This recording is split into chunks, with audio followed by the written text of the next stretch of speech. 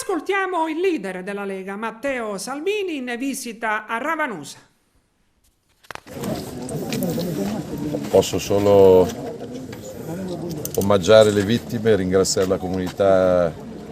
che ha reagito subito e portare l'impegno dello Stato di esserci,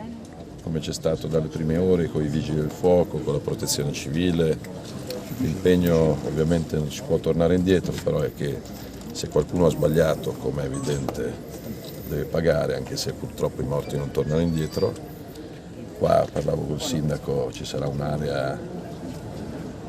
per la memoria a futuro monito, che non si ripeta più, e poi ovviamente ricollocare tutti coloro che hanno perso l'abitazione è priorità, però visto che lungo il percorso ho ritenuto mio dovere civico fermarmi a ricordare, a ringraziare la comunità, poi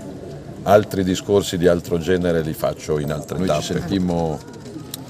nell'immediatezza, e ricordo la fatica immane che il sindaco e la sua squadra fecero.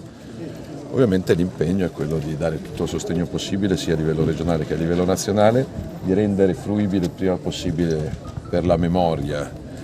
quest'area e di ricostruire tutto quello che può essere ricostruito e di metterlo in sicurezza. Poi ripeto, siccome questi morti evidentemente sono morti per l'incapacità o l'imperizia di qualcuno, è giusto che la giustizia dia un nome e cognome ai responsabili di questa strage. Siamo onorati oggi della presenza del senatore Salvini, che è stato insieme ad altri tra i primi, sia privatamente che pubblicamente, a mostrare vicinanza e solidarietà, anche con un post nelle ore immediatamente dopo la tragedia dell'11 dicembre. Oggi rende omaggio con la deposizione dei fiori a quelle vittime di quella strage, e noi siamo molto onorati perché quel luogo rimarrà per sempre ai noi il luogo della memoria.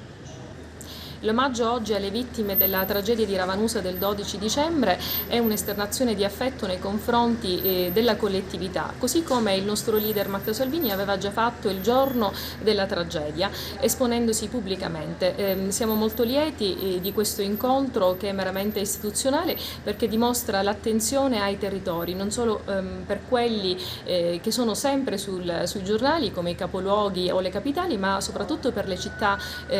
più periferiche, che rappresentano il cuore della nostra terra.